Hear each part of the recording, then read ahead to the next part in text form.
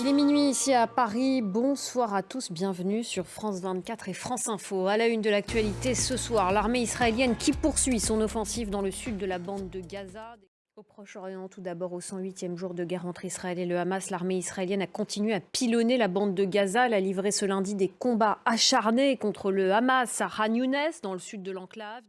Selon Israël, 200 soldats israéliens ont été tués depuis le début de l'opération terrestre à Gaza.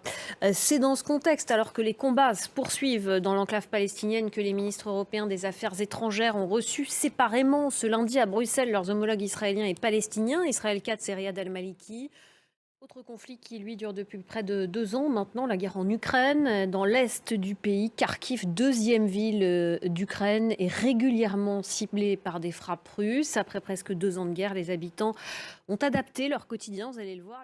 L'actualité française à présent, avec ces agriculteurs qui bloquent les routes depuis plusieurs jours maintenant et qui ne comptent pas s'arrêter là. Ils attendent des actes de la part du gouvernement.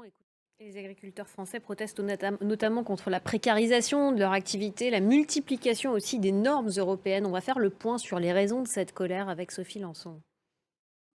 Allez, un mot de football pour finir ce journal, avec la Coupe d'Afrique des Nations qui se poursuit lors de la 3e journée. Ce lundi, le Nigeria s'est imposé sans grande conviction face à la Guinée-Bissau et termine deuxième de son groupe.